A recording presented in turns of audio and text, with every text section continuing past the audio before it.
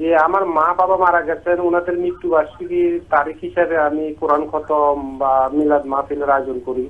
মানে নির্ধারিত টাইম না, হয়তো একদিন আগে বা পরে করি আর কি। এতে কোনো রকম আমার গুনাহ হবে কিনা, আর মা বাবার জন্য কতটুকু কোন কাজগুলা করলে অত্যন্ত সওয়াব, যে সওয়াবের অংশটুকু মা বাবা পাবে, এই জিনিসটা আমি জানতে চাই।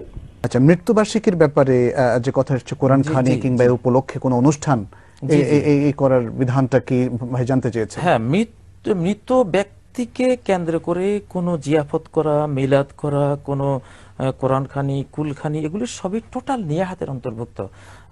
ইবনে মাজার মধ্যে জাবির ইবনে আব্দুল্লাহ বলছেন যে কুন্না নাউদ্দুল ইজতিমা ইলা আহলিল মাইয়িত ওয়া সানআতাত তুআমি মিনান নিয়াহা। আমরা মৃত ব্যক্তির পরিবারের ওখানে কয়েকজন মিলে জড়ো হওয়া, যে কোনো কাজ করা, জড়ো হয়ে কোনো জিয়াফত হতে পারে, কোরআন এটা মৃত্যু পরবর্তী হোক, ইভেন মৃত্যু বার্ষিকী উপলক্ষে হোক, বার্ষিকী উপলক্ষে হোক, এগুলো করা, সেখানে কোনো খাবার দাবার আয়োজন করাকে নিয়াহাত মনে করতাম। আর নিয়াহাত কি জিনিস? মানে শোক অনুষ্ঠান, ক্রন্দন অনুষ্ঠান, এই জাতীয় খাওয়ানোর অনুষ্ঠান, এগুলো করলে কি হয়?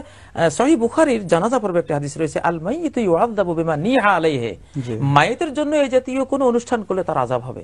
তাহলে আমরা মৃত্যুবার্ষিকীতে যা করি, আমরা আসলে মা বাবার আযাবের ব্যবস্থা করে দিচ্ছি, পয়সা খরচ করে। বেদাত অনুষ্ঠান হিসেবে গণ্য হবে। বেদাত অনুষ্ঠান হওয়ার কারণে এগুলো দ্বারা মা বাবার মুক্তি তো হয় না, বরং কবরে তাদের আযাব হবে। যদি তারা জানতেন যে আমার সন্তান এটা করবে আর জেনেও নিষেধাজ্ঞা দিয়ে জাননি, তখন কিন্তু আযাব হয়ে যাবে।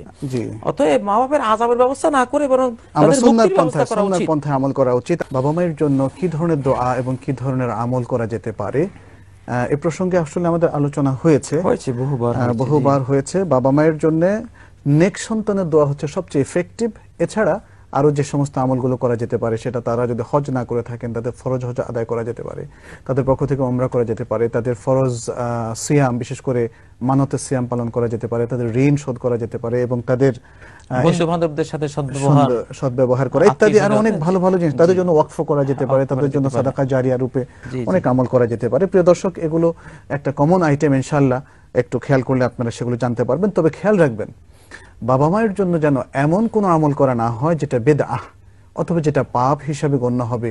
তখন সাদাকায়ে জারিয়ার পরিবর্তে সেটা উল্টো পাপের, মানে প্রচলিত পাপ অথবা প্রবাহমান পাপে পরিণত হবে।